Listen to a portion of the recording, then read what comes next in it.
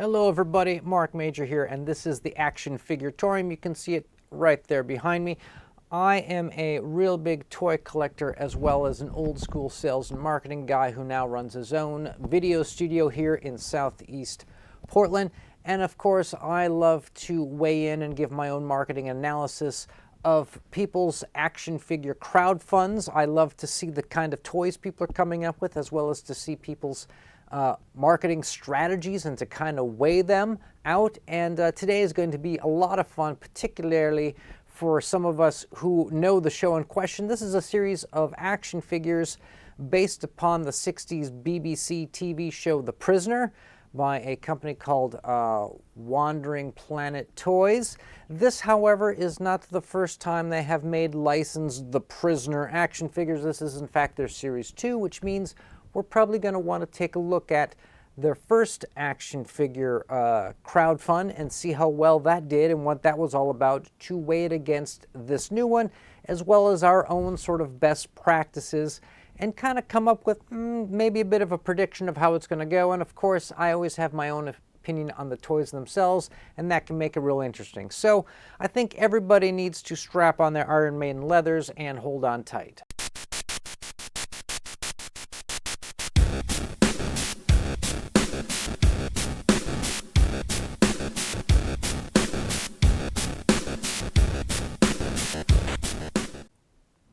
All right, so to begin, we're going to go over and look at the first crowdfund these guys did. The Wandering Planet Toy people. This is their first series, and you can see here that they managed to do $210,000. I think that's pretty good for your first time around the track. We'll have to see what they're up to today, but you can kind of see what the previous figures look like. They look like some sort of 5 points of articulation.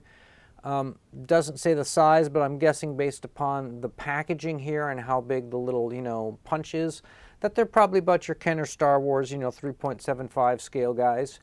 And it looks like there's kind of $1 and variations on it, variations on the card, variations on the figures.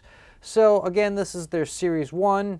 And looks like they did some different packaging where you got double figures in a pack and all in, stuff like that. So let's switch over to the current new Kickstarter, which just launched maybe a day ago or so. And I think we should probably get into the mood a little bit by playing their intro video. Now, the whole video is 3 minutes long, but it's mainly these two guys who make the toys talking. We're only going to look at like the first 60 seconds or so. It's a kind of a cool trailer. It's kitschy. It's got, people running around screaming, that kind of thing. It's going to be real good. Let's put some headphones on.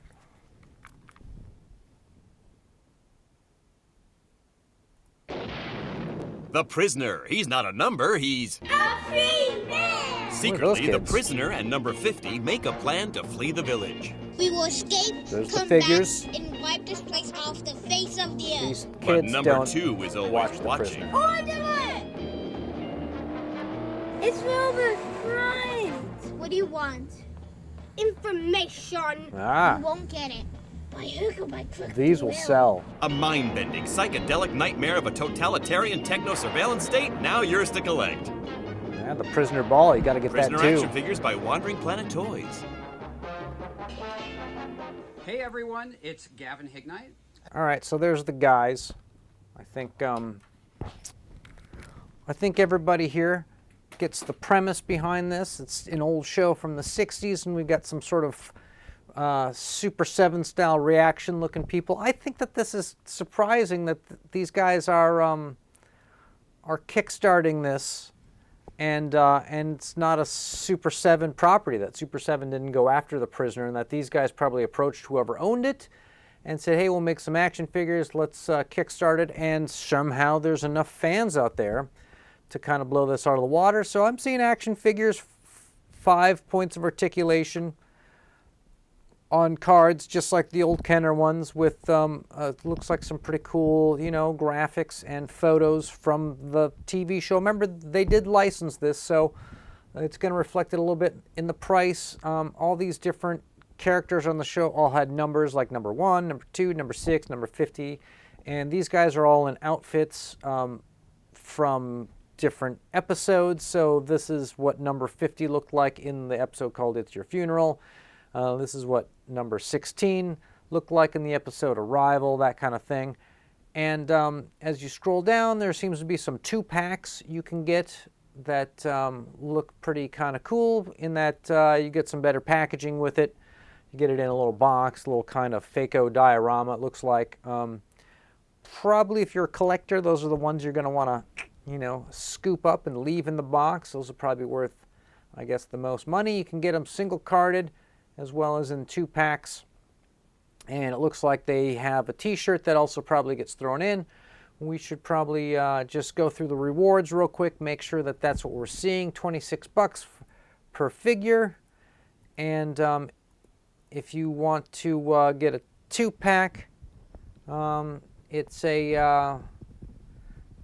slightly different. I'm trying to figure out their pricing here. It looks like it might be a better deal to get the 2 individually carded, but you get the cheaper packaging. It's like 60 bucks for 2, right? $52 for 2 individual, but the packaging is better. That's what I can come up with. Anyways, I think that's all pretty good because we're going to go through a little part here where I like to bring up my best practices of crowdfunding. 3-tier pricing, entry-level thing, deluxe thing, luxury thing, wide selection. The more figures you have for sale, the more sales you're going to have. However, the more money you're going to need to raise. I need to actually probably put that in there. Let that be known. You just don't throw out millions of things without thinking about the overhead on that. But also make sure you put all your marketing on your Kickstarter page. Leave no leaf unturned as far as what could make a sale. If there is some sort of unpainted prototype sample that would cause someone to, putting a JPEG of it up on your Kickstarter would cause someone to buy it, then do it. The more stuff up there, the better. So as I look at this, I can see that like their cheapest thing is $26 and that their deluxe item is simply that you would get a 2-pack, and that their luxury item is 2 2-packs bundled together, which is essentially the same price as just getting 2 individual.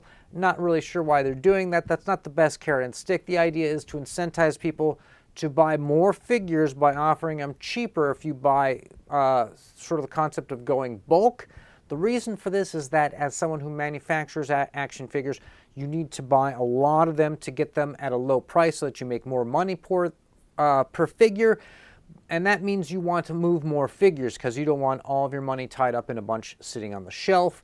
So even though you make a little bit less per figure by discounting, you sell more figures, which is what you want.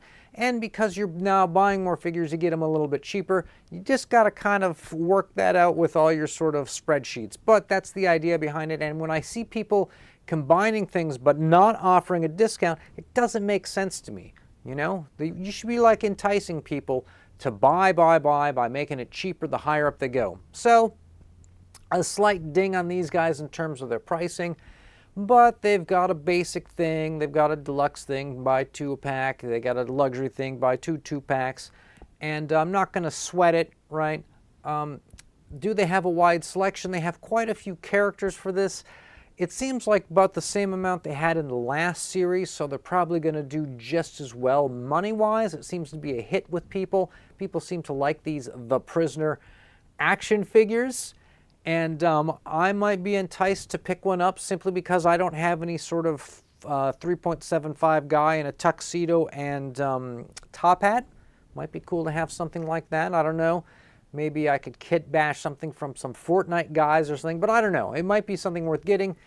So I think it's going to do well on that. Looks like the marketing is pretty all straightforward. They're pretty good about all that, putting on the campaign. I think that this is going to be as successful as the last one. I'm not really sure exactly what they could do other than fix the bulk pricing, but their goal is $75,000. They've got, from what I can tell, 2 molds for these characters. However, one of the molds Looks like it's a reuse from Series 1, and so maybe they just added a second mold for the female characters. I might have to go back to Series 1 and look and see which bucks they had available. So it might be that they're not actually doing any new molds, but they're just adding some extra parts or doing some different decos or just making more. So the goal of 75,000 for this many figures is actually pretty low, I have to say, and pretty reachable.